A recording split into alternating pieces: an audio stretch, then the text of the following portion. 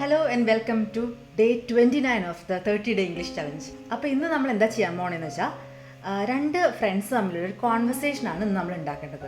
ഒരാൾക്ക് ഒരു ജോലി അന്വേഷിക്കുകയാണ്, അയാൾക്ക് ജോലി ഇല്ല. അപ്പോൾ അന്വേഷിക്കുമ്പോൾ ജോലി കിട്ടാൻ എത്ര പാടാണ് ആ കാര്യങ്ങളൊക്കെ അയാൾക്ക് പറയാം. പിന്നെ മറ്റേ ആളെന്ന് വെച്ചാൽ ഓൾറെഡി ജോലി ഉണ്ട്, പക്ഷേ ആ ജോലിയിലുള്ള കുറേ ബുദ്ധിമുട്ടുകൾ അതിനെക്കുറിച്ചൊക്കെ അയാൾക്ക് പറയാം. അപ്പോൾ അങ്ങനെ നിങ്ങൾക്ക് തോന്നുന്ന എന്തെങ്കിലുമൊക്കെ കാര്യങ്ങൾ, നിങ്ങൾ സാധാരണ പറയാറുള്ള കാര്യങ്ങൾ ഇൻക്ലൂഡ് ചെയ്തിട്ട് നിങ്ങൾ ഒരു കോൺവെർസേഷൻ ഉണ്ടാക്കൂ കേട്ടോ. അപ്പോൾ ഇന്നിനി എൻ്റെ കോൺവെർസേഷൻ നോക്കാം. അപ്പോൾ നമ്മുടെ രണ്ട് ഫ്രണ്ട്സ് അമലും മനുവാണ്. അപ്പോൾ അമലിന് ജോലി ഉണ്ട്, മനു ജോലി അന്വേഷിക്കുകയാണ്. അപ്പോൾ ഇൻ്റർവ്യൂ ഒക്കെ കൊടുത്തുകൊണ്ടിരിക്കുകയാണ് കേട്ടോ. അപ്പോൾ അമൽ ചോദിക്കുകയാണ് മനുവിൻ്റെ അടുത്ത്, മനു നീ ജോലി അന്വേഷിക്കുന്നതൊക്കെ എങ്ങനെയുണ്ട്? അങ്ങനെ ചോദിക്കുക. തൊഴിലന്വേഷണം, അതിന് നമുക്ക് ഇംഗ്ലീഷിൽ പറയാൻ പറ്റുന്നൊരു വേർഡ് ജോബ് ഹണ്ട്, അങ്ങനെ പറയാം, job hunt. Hey Manu, how is your job hunt going? അപ്പോൾ മനു പറയാണ്, എനിക്ക് തിങ്കളാഴ്ചത്തേക്ക് ഒരു ഇൻ്റർവ്യൂ വെച്ചിട്ടുണ്ട്, അപ്പോൾ അത് കിട്ടുമെന്ന് ഞാൻ പ്രതീക്ഷിക്കുന്നു. എങ്ങനെയാണ് പറയുക? അപ്പോൾ എന്തെങ്കിലും ഒരു ദിവസത്തേക്ക് ഒരു കാര്യം വെച്ചിട്ടുണ്ടെങ്കിൽ നമ്മൾ അതെങ്ങനെയാണ് ഇംഗ്ലീഷിൽ പറയാമെന്ന് വെച്ചാൽ it is scheduled on that day. ആ ഷെഡ്യൂൾഡ്, ആ വാക്കൊന്ന് പഠിച്ചോളൂ. നമ്മൾ പലപ്പോഴും ഉപയോഗിക്കുന്ന വാക്കാണ് കേട്ടോ scheduled. I have an interview scheduled for Monday. തിങ്കളാഴ്ചത്തേക്ക് എനിക്കൊരു ഇൻ്റർവ്യൂ ഷെഡ്യൂൾ ചെയ്തിട്ടുണ്ട്. I have an interview scheduled for Monday. I hope I clear this one. ആ ഇൻ്റർവ്യൂ ക്ലിയർ ചെയ്യുമെന്നാണ് ഞാൻ പ്രതീക്ഷിക്കുന്നത്. I hope I clear this one. അപ്പോൾ അമൽ പറയാണ്, ഞാനും ഇപ്പോൾ ഒരു ജോലി അന്വേഷിച്ചുകൊണ്ടിരിക്കുക. I'm also looking for a new job. ഞാനും ഒരു ജോലി അന്വേഷിച്ചുകൊണ്ടിരിക്കുക. I'm also looking for a new job. അപ്പം മനു ചോദിക്കുകയാണ്, ഇപ്പം നിൻ്റെ ഓൾറെഡി ഉള്ള ജോലിക്ക് എന്ത് പറ്റി? നിൻ്റെ ജോലിക്ക് എന്ത് പറ്റി? അതിന് ചോദിക്കുക, what is with your current job? Current job എന്ന് വെച്ചാൽ ഇപ്പം ഉള്ള ജോലി, കറൻറ്റ് ജോബ്, നിലവിലുള്ള ജോലി, അതാണ് current job. What is with your current job? What is with something എന്ന് പറഞ്ഞാൽ അതിന് എന്ത് പറ്റി, നമ്മൾ അങ്ങനെ പറയില്ലേ? എക്സാക്ട്ലി അതേ മീനിങ് ആണ് വാട്ട് ഈസ് വിത്ത് യുവർ എന്ന് പറയുമ്പോൾ കിട്ടുന്നത്. ഇപ്പോൾ നമ്മുടെ ഡ്രസ്സുകളൊക്കെ ആകെ എന്താ പറയുക വൃത്തികേടായിട്ടിരിക്കുകയാണെങ്കിൽ, എന്തെങ്കിലും ചെളി തെറിച്ചിട്ടോ അങ്ങനെ എന്തെങ്കിലുമൊക്കെ വൃത്തികേടായിട്ടുണ്ടെങ്കിൽ നമുക്ക് ചോദിക്കാം, what is with your dress? എന്ത് പറ്റി നിൻ്റെ ഡ്രസ്സിന്? What is with your dress? അപ്പോൾ what is with your something അത് പഠിച്ചു വെക്കാം. What is with your current job? Current ജോബിന് എന്ത് പറ്റി? അപ്പോൾ അമൽ പറയാണ്, കുറേ പ്രശ്നങ്ങളുണ്ട് ഈ കമ്പനിക്ക്. എനിക്ക് തോന്നുന്നത് കുറേ ആൾക്കാരെ ഉടൻ തന്നെ അവർ പിരിച്ചു വിടുമെന്നാണ്. There are a lot of issues with the company. ഈ കമ്പനിയിൽ കുറേ പ്രശ്നങ്ങളുണ്ട്. And I M afraid they are going to lay off many people soon. And I M afraid, എൻ്റെ ആശങ്ക എന്താണ്? ഐ എം അഫ്രെയ്ഡ് എന്ന് വെച്ചാൽ എനിക്ക് ലിറ്ററലി പേടിയാണ്, അങ്ങനെയല്ല കേട്ടോ അർത്ഥം. എൻ്റെ ആശങ്ക, എനിക്കൊരു പ്രശ്നമായിട്ട് തോന്നുന്നത്, എൻ്റെ ആശങ്ക എന്താണ്? അവർ കുറേ പേരെ പിരിച്ചു വിടുമോ എന്നാണ്. And I M afraid they are going to lay off many people soon. Lay off, പിരിച്ചു വിടുക കേട്ടോ.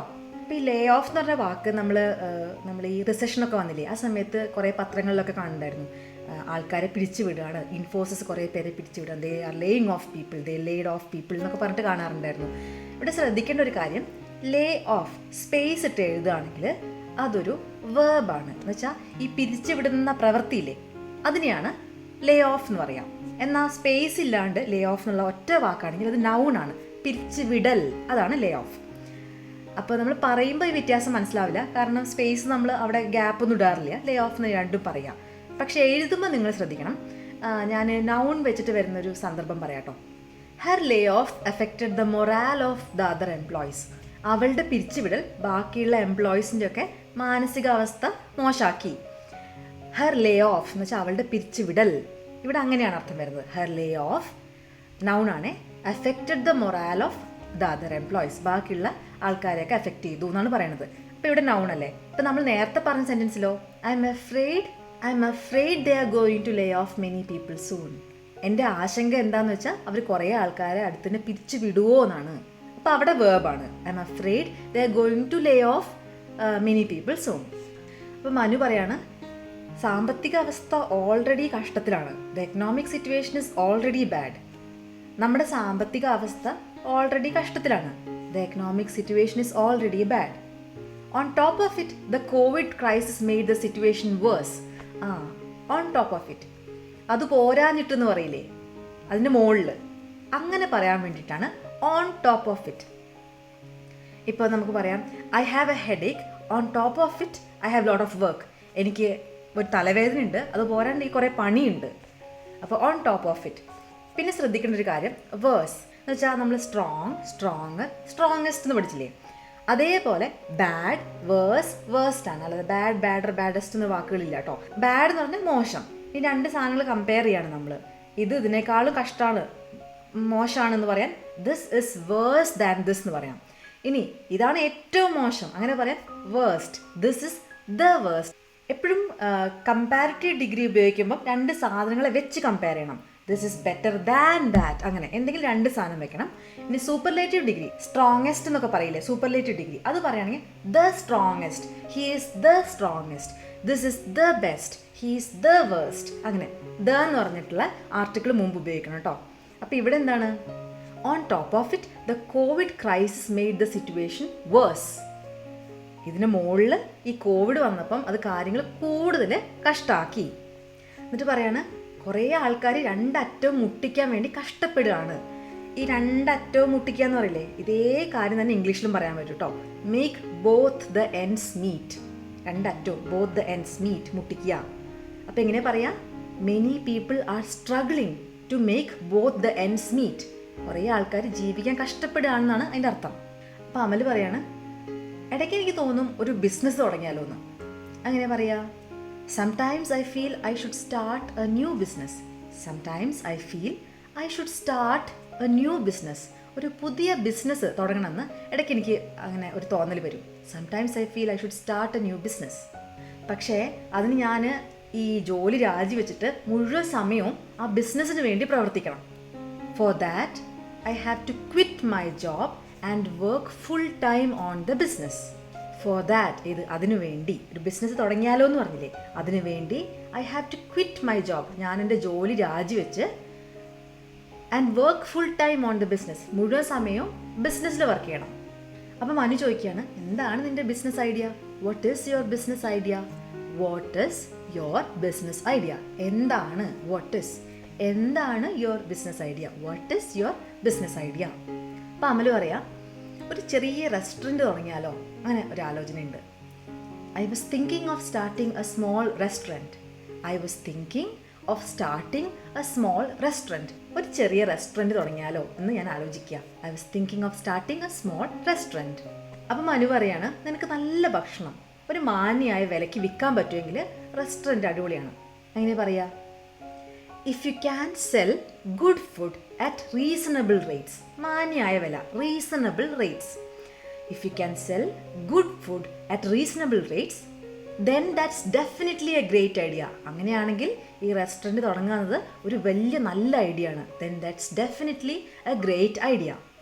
പക്ഷേ എനിക്ക് തോന്നുന്നത് ഇപ്പം നല്ല സമയമല്ല. ഹവർ ഐ വുഡ് സേ, ഞാൻ പറയാ, അങ്ങനെയാണെങ്കിലും ഞാൻ പറയാ, now is not a good time. ഇപ്പോൾ അതിനൊരു നല്ല സമയമല്ല. എന്താ കാരണം? As dine in is still not allowed in restaurants. Dine in എന്ന് വെച്ചാൽ ഇരുന്ന് കഴിക്കുക, ഡൈൻ ഇൻ.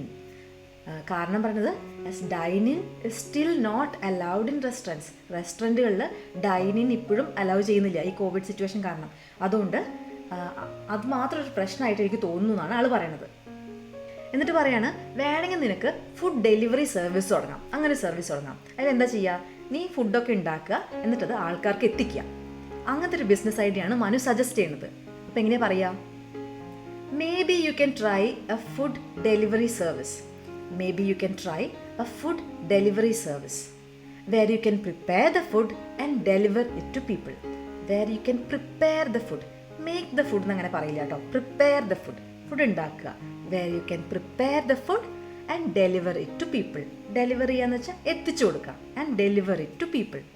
അപ്പോൾ അമൽ പറയാണ്, ഞാൻ അതിനെക്കുറിച്ച് നന്നായി ചിന്തിക്കണം. Yes, I should give it A good thought. നന്നായി ചിന്തിക്കണം അതിനെപ്പറ്റി. I should give it A good thought. ഇതും പഠിച്ചു വെക്കാവുന്ന ഒരു ഫ്രേസാണ്. എന്നിട്ട് അമൽ ചോദിക്കുകയാണ്, അതിരിക്കട്ടെ, നിൻ്റെ ഇൻ്റർവ്യൂ എവിടെ വെച്ചിട്ടാണ്? അപ്പോൾ നമ്മൾ ഈ കാര്യമൊക്കെ പറഞ്ഞിരിക്കുമ്പോൾ അതിരിക്കട്ടെ എന്ന് പറയില്ലേ, ബൈ ദ വേ, അതിരിക്കട്ടെ. By the way, where is your interview? നിൻ്റെ ഇൻ്റർവ്യൂ എവിടെയാണ്? Where is your interview? അപ്പോൾ മനു പറയാണ്, കമ്പനി കോയമ്പത്തൂരാണ്, പക്ഷേ ഇൻ്റർവ്യൂ ഓൺലൈനാണ്. The company is in Coimbatore, but the interview is online. The company is in Coimbatore. Company കോയമ്പത്തൂരാണ്, പക്ഷേ the interview is online. Interview ഓൺലൈനാണ്. അവിടെ പോയി ചെയ്യേണ്ടതാണ് മനു പറയുന്നത്. അപ്പോൾ അമൽ ചോദിക്കുകയാണ്, ഇത് എന്ത് കമ്പനിയാണ്? What kind of company is it? What kind of company is it? ഇത് എങ്ങനത്തെ ഒരു കമ്പനിയാണ്? What kind of company is it? It is എന്നല്ല, is it. What kind of company it is എന്നല്ല, what kind of company is it. അപ്പോൾ മനു പറയാണ്, ഈ വാഹനങ്ങളുടെ സ്പെയർ പാർട്സ് ഒക്കെ ഉണ്ടാക്കുന്ന ഒരു ഫാക്ടറിയാണത്. അവിടെ ഒരു അക്കൗണ്ടൻറ്റ് പോസ്റ്റിന് വേണ്ടിയിട്ടാണ് ഞാൻ അപ്ലൈ ചെയ്തിട്ടുള്ളത്. It is a factory which manufactures spare parts of vehicles. വാഹനങ്ങളുടെ spare parts of vehicles. It is a factory which manufactures. Makes എന്ന് ഉപയോഗിക്കുന്നേക്കാളും ഫാക്ടറി ഉണ്ടാക്കുന്ന കാര്യങ്ങൾ മാനുഫാക്ചർ എന്ന് പറയാം കേട്ടോ. It is a factory which manufactures spare parts of vehicles. I have applied for the accountant post. Accountant പോസ്റ്റിനാണ് ഞാൻ apply ചെയ്തിട്ടുള്ളത്. I have applied for the accountant post. അപ്പോൾ അമൽ പറയാണ്, കേട്ടിട്ട് നല്ല കമ്പനിയാണെന്ന് തോന്നുന്നു. Sounds like a good company. Sounds like, ഇതും പഠിച്ചേക്കണേ. Sounds like a good company. അപ്പോൾ കേട്ടിട്ട് നല്ലതാണെന്ന് തോന്നുന്നു, അങ്ങനെ പറയില്ലേ? അതിനു വേണ്ടി ഉപയോഗിക്കാവുന്നതാണേ.